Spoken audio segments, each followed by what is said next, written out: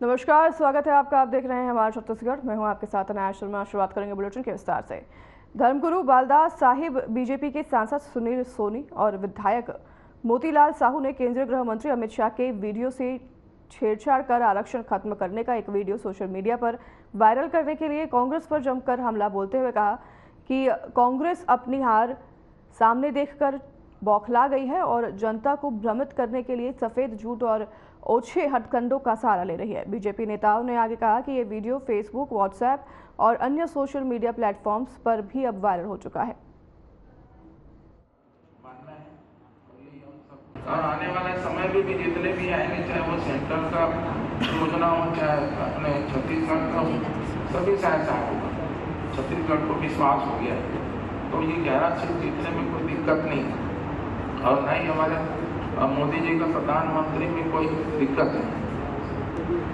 दुनिया जान चुकी है कि मोदी जी फिर से प्रधानमंत्री बनेंगे, ये तय हो गया है, निश्चित हो गया। इसलिए कांग्रेस पार्टी जो है वो घबरा गई है। सारे जितने गठबंधन उसके हैं सारे लोग घबरा गए हैं कि अब मोदी जी को किसी भी कीमत से रोकना है, ऐसा इन लोग सोच लिया, ठान लिया। अब इतना नीचे स्तर जाके कुछ ऐसा करेंगे हम सोचे नहीं कि आदमी जब कुछ कोई रास्ता नहीं रहता, कुछ सूझता नहीं है, तो कुछ भी उल्टा पुल्टा करते रहते हैं, बोलते रहते हैं। उसी तारतम्य में अभी जो हमारे अमित शाह जी जो वहाँ तेलंगाना में जो स्पीच दिए SC ST OBC, जिसमें ये लोग छेड़छाड़ किए, तो बोले SC ST OBC का आरक्षण खत्म कर देंगे, ऐसा मोदी जी बोल रहे हैं, जबकि ऐसा नहीं है। दोनों वीडियो आप लोग देखिए, जो वास्तविक ओरिजिनल वीडियो है, जो बोले स्पीच दिए, जो संविधान की बात करते हैं, बाबा साहब अम्बेडकर जी का जो संविधान बना है, उसी के तहत जो आरक्षण, चाहे वो मुस्लिम का हो, चाहे हमारे ST SC का हो, OBC का हो, तो SC ST OBC का रखेंगे आरक्षण। मोदी जी भी अभी आए छत्तीसगढ़, आपने उनका स्पीच सुना होगा, तब कोई आरक्षण यहाँ खत्म नहीं होगा ऐसा करके बोलेंगे। उनका जो भी SC ST OBC का आरक्षण को यथावत रहेगा, संविधान में भी किसी भी प्रकार से कोई छेड़छाड़ नहीं होगा। ये भी उन्होंने स्पष्ट रूप से कहा कि जो लोग प्रचार भी कर रहे हैं कांग्रेस लोग, जैसे ही मोदी जी प्रधानमंत्री बनेंगे संविधान से छेड़छाड़ करेंगे, संविधान को बदल देंगे। तो ये बदलने की प्रक्रिया तो पहले भी हो चुकी। 60 साल जो कांग्रेस की सरकार रही है, तो समय समय में बाबा साहब अम्बेडकर का जो संविधान है, परिस्थिति और समय अनुसार ये लोग बदलते रहे। तो उसको क्यों नहीं बताते कि हम लोग भी बदलें, जबकि हम तो बदलने की बात ही नहीं कर रहे। मोदी जी बदलने की बात ही नहीं कर रहे, भारतीय जनता पार्टी संविधान बदलने की बात ही नहीं कर रहे हैं। जो काम वो लोग नहीं कर पाए उस काम को करते जा रहे हैं, आगे बढ़ते जा रहे हैं। देश को एक नया संदेश दे रहे हैं, नया आयाम दे रहे हैं, नया नाम दे रहे हैं, नया सम्मान दे रहे हैं, नया अधिकार दे रहे हैं। हर व्यक्ति, हर समाज को आगे बढ़ाने के काम कर रहे हैं। पूरा देश को आगे बढ़ाने का काम कर रहे हैं। तो इस तरीके से बदनाम करने के लिए नाना प्रकार के हथकंडे अपनाए। तो ये जो वीडियो वायरल हुआ सोशल मीडिया में, Amit Shah ji SC ST OBC का आरक्षण खत्म कर, और उन्होंने संवैधानिक रूप से कहा कि मुस्लिम जो समाज उनका संवैधानिक रूप से, जैसे वहाँ कांग्रेस पार्टी का सरकार है, तो वहाँ पे वो लोग इतना देंगे बोले, तो उनके जहाँ पे सरकार वो अपने हिसाब से आरक्षण देंगे।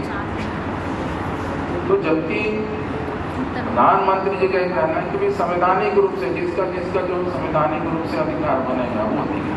या तो भूपेश सरकार जब थी तो हमारे जो SC का जो आरक्षण था 16%, उसको भी खत्म कर दी उन्होंने, जबकि हम लोग समाज जो हाई कोर्ट से लड़के और 16% वहाँ से यथावत रखने का आदेश भी हुआ, उसको भी उन्होंने कोर्ट के आदेश की अवहेलना करके यथावत 12% रख दिया। और ऊपर से सुप्रीम कोर्ट में भी आज लगा दी कि बिल्कुल नहीं मिलना चाहिए।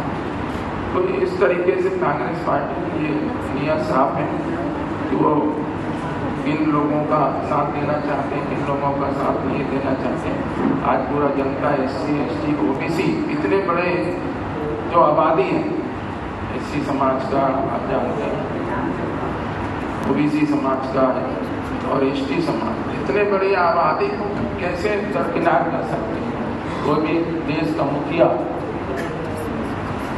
जो एक जिम्मेदार व्यक्ति है कि इनका आरक्षण खत्म कर दे, ऐसा हो ही नहीं सकता, ऐसा कोई बोल ही नहीं सकता। इसमें कैसे विश्वास करें? आप लोग भी इस विश्वास नहीं कर सकते। कोई ऐसा व्यक्ति कैसे बोले? एक टर्म को नहीं बोल सकते तो 3 टर्म को कैसे बोलेंगे? 3 वर्ग को कैसे बोलेंगे? अरे एक व्यक्ति होता तो चलो मैं किसी को बोल दिया तुमको ये नहीं मिलेगा। 3 वर्ग है, इसकी बड़ी संख्या, बड़ी आबादी है जो सरकार में दखल रखते हैं, सरकार बनाने में, तो उनको यदि किनारे कर देंगे, उनका आरक्षण खत्म, फिर वोट कौन देगा? इसके बदौलत सरकार बनेगी, कौन बनाएगा सरकार? ये सोचने वाली बात है। इसमें साफ हो जाता है कि झूठ है, ये धोखा है, फरेब है, षड्यंत्र है, कूटनीति है।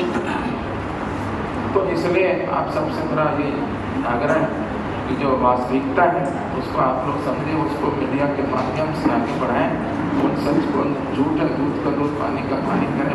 षड्यंत्रकारियों के खिलाफ आप लोग लिखें, बताएं जनता को कि ये झूठ है। और अभी हमारे सोनी के सांसद जी बोले कि हम लोग अभी चुनाव आयोग के पास भी जाएंगे, शिकायत भी करेंगे इनका। जो भी व्यक्ति दोषी व्यक्ति है, तो चाहे राजनीतिक दल हो, व्यक्ति हो, किसी के भी द्वारा ये षड्यंत्र किया गया है भारतीय जनता पार्टी के विरोध में, सरकार का, भारतीय जनता पार्टी की सरकार या मोदी जी के विरोध में ऐसा माहौल बनाने का कोशिश की, उनके खिलाफ, उनके विरोध में। बिलासपुर में 7 मई को होने वाले लोकसभा चुनाव के लिए तैयारियां जोरों से चल रही है। इसी क्रम में कोनी स्थित शासकीय इंजीनियरिंग कॉलेज में बनाए गए स्ट्रांग रूम में आज से EVM मशीनों को मतदान के लिए तैयार करने की प्रक्रिया शुरू हो गई है। वहीं कलेक्टर और जिला निर्वाचन अधिकारी अवनीश शरण ने विधानसभा व कक्षों का निरीक्षण कर कमीशनिंग का जायजा लिया और कलेक्टर ने कमीशनिंग के कार्य में पूरी सावधानी बरतने के निर्देश दिए।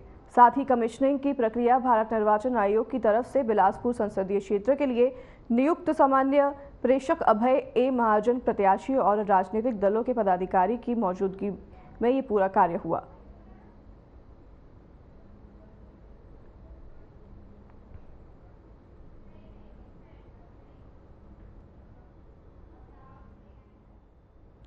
चलिए, वक्त हो चला एक छोटा सा ब्रेक का। अब लौटेंगे आपके पास इस ब्रेक के बाद।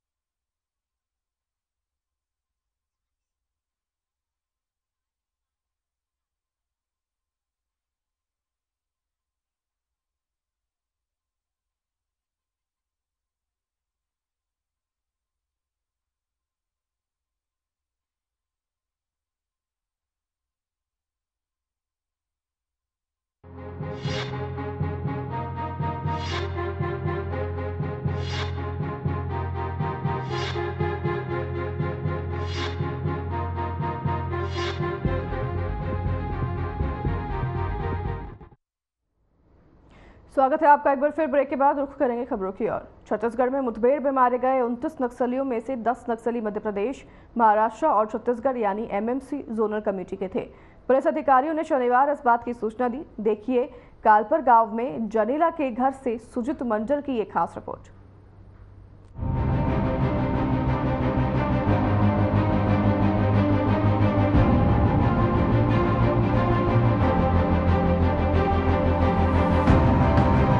छत्तीसगढ़ में हाल ही में हुए नक्सलियों के साथ मुठभेड़ में 29 नक्सली मारे गए हैं। आपको बताते चले कि पुलिस अधिकारियों ने शनिवार को जानकारी दी है कि मारे गए नक्सलियों में से 10 नक्सली एमएमसी जोनल कमेटी के थे। पुलिस अधिकारियों ने यह भी बताया कि 29 में 14 नक्सली माओवादी के रूप में लड़ाकू दस्ते PLGA यानी कि पीपल्स लिबरेशन गुरिल्ला आर्मी के सदस्य थे। आपको बताते चले कि राज्य के कांकेर जिले के छोटे बेटिया थाना अंतर्गत कलपर और आपाटोला गांव के करीब सुरक्षा बलों ने 16 अप्रैल को मुठभेड़ में 15 महिलाओं सहित 29 नक्सलियों को मार गिराया था। इस घटना में 3 सुरक्षा कर्मी भी घायल हुए थे। इसके बाद पुलिस ने एक बयान भी जारी किया था कि मुठभेड़ में मारे गए नक्सलियों की पहचान की कार्यवाही लगातार जारी है। पिछले 4 दिनों से लगातार की जा रही थी, जो कि अब पूरी हो चुकी है। मुठभेड़ में मारे गए माओवादियों के साथ एमएमसी जोनल कमेटी के नक्सली भी मौजूद थे। इसके साथ ही जांच में यह भी पता चला कि एक 15 साल की नाबालिग लड़की जनेली नूरुटी भी नक्सलियों के साथ शामिल थी, जो लगभग 3 महीने पहले माओवादी संगठन में शामिल हुई थी। बेटिया थाना क्षेत्र के अंतर्गत कलपर के वही जंगल में पहुंचा हूं, जो आने के लिए बहुत सारे कठिनाइयों को झेलना पड़ा। हम पखांजूर से 4 व्हीलर में बेचाघाट नदी तक ही 4 व्हीलर में आ सका। वहाँ से एक जो बाइक है, बाइक मुहैया करवा के बाइक से लगभग 17 से 18 किलोमीटर दूर कलपर के गांव में पहुंचा हूँ। पहुंचने के बाद जब जगह का मुआयजा किया, पहले भी 2 बार आ चुके हूँ, लेकिन जो ग्राउंड जीरो है उसका तस्वीर हमने खोज के नहीं मिला था। आज जो है ग्राउंड जीरो पे हम पहुंच चुका हूं। जिन पहुंचते हुए बहुत सारे कठिनाइयों को हमको झेलना पड़ा। एक नदी पार करना पड़ा और कम से कम 12 से 13 नाला को पार करते हुए ग्राउंड जीरो पे पहुंचा हूं। आप कैमरा के माध्यम से एक तस्वीर में आपको दिखाना चाहूंगा। ये जो झाड़ है, ये झाड़ को देख सकते हो, गोली की निशान है। ये गोली का निशान जो है, गोली को यहाँ से जब गोली जवान ने नीचे से ऊपर गोली चलाया, जहाँ तक का अनुमान है, जब जवान है नीचे थे लेकिन जो माओवादी है ऊपर थे। जवान जब गोली चलाई तो इस झाड़ से टकराया और झाड़ को चीरते हुए गोली आगे निकल गया। आपको बता दूं कि जवान किस परिस्थितियों में, किस ट्रेनिंग के माध्यम से इस खड़े पहाड़ का चढ़ाई करता है और गोलियों सामने वाले से मुकाबला करता है, माओवादियों से मुकाबला करता है। और माओवादी जो है इस जंगल में कैसे अपना गुजारा करता है, ये बहुत कठिन सफर है। अपने जवान जो है इस चढ़ाव को चढ़ते हुए अपने आप को बचाते हुए माओवादियों पर गोली का बौछार कर दिया। दोनों तरफ से गोली चली, जिनमें से 3 जवान जो है हमारे उसका गोली लगी है और जो घायल हुआ था उनमें से 29 जो है माओवादी मार गिराया है जवानों ने, जिनमें से 15 जो थे महिला माओवादी थे और जो 14 माओवादी थे वो पुरुष थे। उनमें से शंकर राव जो थे वो इनका मुखिया बताया जा रहा था। आपको ग्राउंड जीरो से तमाम तस्वीर जो है हम दिखाने की कोशिश करूंगा। आप जंगल देख सकते हैं। इस जंगल के अंदर सुनसान इलाका, कहीं पे भी आईडी रख सकता है, क्योंकि एक बार जब यहाँ पे मुठभेड़ हो सकता है, दोबारा भी जवान आ सकते हैं। इस रिस्क और इस कंडीशन में हम इस जगह का रिपोर्टिंग कर रहा हूँ कि हमें भी कभी भी किस वक्त किसी भी वक्त कुछ भी हो सकता है। जैसे कि आपको बता दूं कि इस जगह में जवान किस प्रकार से पहुंचा और किस प्रकार से अपना ग्राउंड जीरो में जहां मुठभेड़ हुई थी वहीं पे हम पहुंच चुका हूं और आपको कैमरा और तस्वीर के माध्यम से दिखाने की कोशिश करते हैं। यही वो गोली का जो खोखा है, तो खोखा पड़ा हुआ दिख रहा है आपको, दिखाने के कैमरे के माध्यम से कोशिश करूंगा। 5-7 गोली का जो है खोखा यहाँ पे गिरा हुआ दिख रहा है और कहीं ना कहीं ऐसा लग रहा है जो ये पहाड़ी है, माओवादी पहाड़ी के ऊपर जो है बैठा हुआ था और जो जवान है नीचे से फायर करते हुए ऊपर की तरफ चल रहा था। आपको जो फायर करते हुए जो गोली इस जंगल में जो बांस है, बांस को चीरते हुए गोली आगे बढ़ी है। मैं कुछ तस्वीर को आप कैमरे के माध्यम से दिखाने की कोशिश करता हूँ कि बहुत ज़्यादा धूप है, 42 डिग्री सेल्सियस में जो हम ग्राउंड जीरो का रिपोर्टिंग करते हैं, दूर दूर तक ना कोई पानी का व्यवस्था है, ना सुविधा है, ना खाने का कोई सामान है। आप देख सकते हो कैमरे के माध्यम से ये जो बांस है, गवाह दे रहा है बांस, किस प्रकार से गोली चीरते हुए ये बांस को आगे बढ़ा है। जवान जो था धीरे धीरे इस पहाड़ को चढ़ाई करके माओवादियों को जो ऊपर बैठा हुआ था उसको घेर करते जब गोलीबारी हुई, दोनों तरफ से गोलीबारी हुई, ऊपर से माओवादियों का, नीचे से जवान का। लेकिन इनमें से 29 जो माओवादी है वो ढेर हो चुका है और अपने जो जवान है 3 जवान इनमें से घायल हो चुका है। आपको दिखाने की कोशिश करूंगा कि ये वही माओवादी का लगभग लगता है कि जूता है, जैसे कि पड़ा हुआ है। और इसी जो रास्ता है, इसी रास्ते से माओवादी के जो शव है, शव को आने की जो रास्ता है, गाड़ी जहाँ तक आ सकते हैं यहाँ तक पहुँचाने गया। आपको बता दें कि इस जगह में जवान किस प्रकार से माओवादी का मुकाबला किया, क्योंकि नीचे जो है एरिया, ऊपर से पूरा माओवादी देख सकता है, लेकिन जवान जो है नीचे से ऊपर में देख नहीं सकता। लेकिन फिर भी जवान ने सबसे बड़ा जो है मुठभेड़ को अंजाम दिया है और सबसे बड़ा नक्सली जो। फिलहाल इस मामले में अभी भी जांच जारी है ताकि अब सबूत जुटाए जा सके और नक्सलियों पर शिकंजा कसा जा सके। इसके साथ ही पुलिस ने अब तक जो भी कार्रवाई की है उस आधार पर ये पता चलता है कि कई राज्यों के नक्सली एक साथ योजना बना रहे थे। अब उन पर और क्या कार्रवाई होती है ये जांच का विषय है। Bureau report.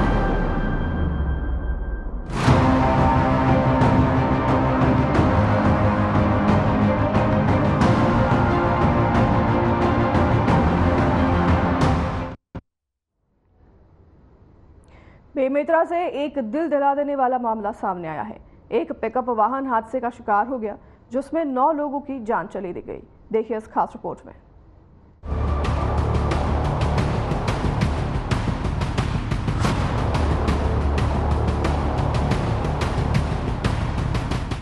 बेमेतरा के कठिया गांव में नेशनल हाईवे मार्ग पर दर्दनाक सड़क हादसा हो गया है। बताया ये भी जा रहा है कि सभी लोग पिकअप मालवाहक वाहन पर सवार थे जो हादसे का शिकार हो गया है। हादसे में 9 लोगों की मौत की खबर सामने आई है। बताया ये भी जा रहा कि बेमेतरा जिला परथरा गांव के करीब 25 से 30 लोग छठी कार्यक्रम से एक माल वाहन पर सवार होकर वापसी हो रहे थे। उसी दौरान तीव्रया गांव के पास एक माजदा वाहन से भिड़ंत हो गई, जिसमें से 9 लोगों को अपनी जान भी गंवानी पड़ी है, जबकि 18 लोग गंभीर रूप से घायल हैं। जान गंवाने वालों में 6 महिलाओं के साथ 3 बच्चे भी शामिल हैं, जिनकी मौत की पुष्टि की गई है। कैसे आना हुआ, किस बात को? एक गंभीर सड़क दुर्घटना की आप सबको जानकारी है। रात में, कल देर रात्रि में एक गंभीर सड़क दुर्घटना हुई है। उसकी दुर्घटना के वास्तविक कारणों की जांच के लिए ही हम लोग यहाँ पे आए हुए हैं और भविष्य में इसकी पुनरावृत्ति ना हो इसके लिए भी जो लोकल अथॉरिटीज़ है उनको एडवाइस करेंगे। तो सर, शादी का जैसे सीजन लगता है तो लोग डिलीवरी वाहन का उपयोग करते हैं मेला मंडी में भी, लेकिन उनके ऊपर अंकुश नहीं लग पाता है। मुझे लगता है कि स्वानुशासन की भी आवश्यकता है। साथ साथ में ये निश्चित रूप से गलत है कि व्यावसायिक वाहनों का इस्तेमाल यात्री परिवहन में बिल्कुल नहीं होना चाहिए। ये खुद की सुरक्षा के लिए बहुत घातक होता है। ऐसी बहुत सारी घटनाएं पूर्व में भी हुई हैं और लोगों को एडवाइस भी दी गई है कि यात्री व्यापारिक वाहनों में इस तरह का उपयोग नहीं होना चाहिए। दूसरा, इसके पहले भी ऐसे बहुत सारे उदाहरण आए हैं जिसमें इस तरह के जो सामाजिक कार्यक्रमों में ऐसे व्यापारिक वाहनों में इस्तेमाल के समय जो वाहन चालक हैं और उनके साथ बैठे हुए लोग हैं, या तो वो बहुत थके हुए हैं या नशे में हैं। दोनों ही स्थिति बहुत घातक है। तो मेरा आपके माध्यम से सबसे अनुरोध भी है कि ये सुनिश्चित करें कि आकस्मिकता की स्थिति में भी, किसी भी स्थिति में भी जो वाहन चालक है और उनके साथ में एक व्यक्ति बैठा हुआ है वो ना थका हो ना नशे में हो। तो मुझे लगता है कि बहुत सारी चीज़ें टाली जा सकती हैं। तो वहीं दूसरी तरफ एक ही गांव के 9 लोगों की मौत से गांव में मातम पसरा हुआ है। पिकअप वाहन चालक की लापरवाही के चलते हादसे का अंदेशा लगाया जा रहा है। पुलिस ने फिलहाल आगे की जांच भी शुरू कर दी है, लेकिन सवाल यही बना हुआ है कि आखिर क्यों चंद घंटे जल्दी पहुंचने के लिए वाहन चालक अपनी और दूसरों की जान को खतरे में डाल देते हैं। Bureau report.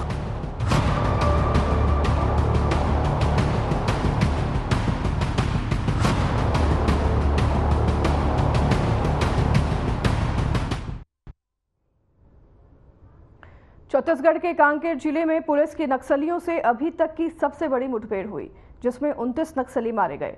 हमारी टीम उस जगह पहुंची जहां ये मुठभेड़ हुई। देखिए इस खास रिपोर्ट में।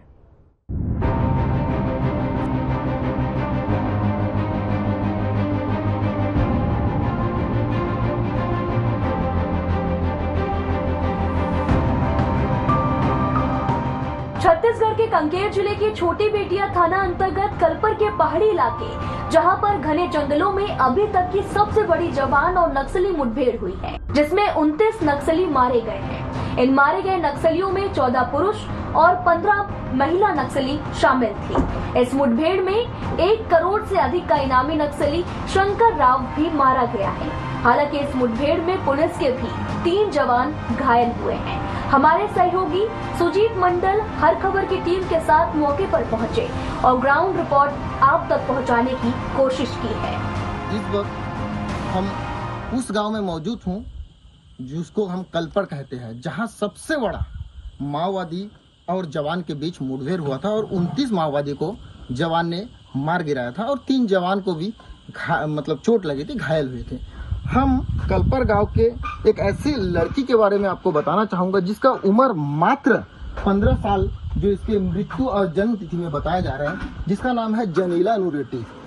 आपको कैमरे के माध्यम से दिखाने की कोशिश करूंगा। जो तस्वीर है जनीला नूरेटी की, उसके जन्म तिथि है जो 20-3-2009 बताया जा रहा है और मृत्यु तिथि जो है 16/4/2024। जी 16/4/2024, जिस दिन नक्सली और पुलिस की मुठभेड़ हुई थी, जिसमें से 29 नक्सली मारे गए थे, जिनमें से 15 जो है नक्सली महिला बताया जा रहा था और 14 जो है पुरुष बताया जा रहा था। क्या कारण हो सकता है कि आज के जगत की जो लड़कियां हैं, जो 15 साल की उम्र में स्कूल और कॉलेज और अपने जो भविष्य बनाने के लिए आगे बढ़ने की कोशिश करते हैं, लेकिन ये जनीला नूरेटी है जो महज 15 साल की उम्र में नक्सल संगठन में शामिल हो गया था। लगभग 3.5 महीना में नक्सल संगठन में जनीला जो है शामिल हुआ था और 16/4/2020 में जो पुलिस और नक्सली में इनकाउंटर हुआ था, जिसमें उनका निधन या मृत्यु हो गया था। 16 तारीख के बाद जब गांव वाले या घर वाले ने खबर में देखा कि नक्सली और पुलिस का इनकाउंटर हुआ है, तो जो जनीला के परिवार वाले ने उस फोटो या तस्वीर जो देखे थे, उसमें इनको पता चला कि उनकी जो बहन है या उनके परिवार के जो सदस्य हैं, उसका मृत्यु हो चुका था पुलिस के इनकाउंटर में। तो उनके जो भाई हैं, उनसे थोड़ा सा हम जानने की कोशिश करता हूं कि जनीला स्कूल कॉलेज छोड़ के नक्सल संगठन में क्यों शामिल हुआ, क्या कारण है। कोशिश करने के लिए हम उनके भाई से बात करते हैं। भाई साहब, क्या नाम है आपका? राइनो। आपका जो बहन है आपसे बड़ा है छोटा है? छोटी। जनीला आपसे छोटी है, महज 15 साल की उम्र है। स्कूल जाने का उनका जो समय है, उसमें स्कूल जाना छोड़ के नक्सली संगठन में शामिल हो गए, क्या कारण है आप जानते हैं? नहीं जानते। तो जब 3.5 महीना पहले नक्सली संगठन में शामिल हुआ, तो इसमें आप गांव वाले या घर वाले को पता थे कि कहाँ गए थे जनीला? नहीं बता कि गई थी, बाद में थोड़ा पता चला। क्या थोड़ा सा जो बाद में पता चला, 16 तारीख में जब इनकाउंटर हुआ, तो कैसे पता चला कि आपके बहन जनीला भी उस इनकाउंटर में मृत्यु हो गया था? न्यूज में देखा। न्यूज में देखे थे उनका इनकाउंटर में मृत्यु हो गया था। तो उसका जो शव है, जो बॉडी है, कब लाने गए थे? 17 तारीख को लाने गए थे, 18 तारीख को वहाँ पर पहुँच गए। 18 तारीख को जो जनीला है, महज 15 साल की उम्र है, उनका जो बॉडी है कलपर गांव में लाया गया और उनका जो अंतिम संस्कार है गांव वाले ग्रामीण के द्वारा या गांव वाले के द्वारा किया गया। कैमरामैन अनूप के साथ सुजीत मंडल, हर खबर पखांजूर। तो देखा आपने किस तरह से हर खबर की टीम ग्राउंड जीरो पर पहुंची। उस जगह हर खबर की टीम पहुंची जो छोटे बेटिया से करीब 16 से 17 किलोमीटर दूर है। ऐसे में आप तस्वीरें देखकर अंदाजा लगा सकते हैं कि कैसे सेना के जवानों को अपना ऑपरेशन करने में कठिनाइयां होंगी, लेकिन ये भारतीय सेना के जवान हैं जो कि पीछे हटना नहीं जानते हैं। Bureau report.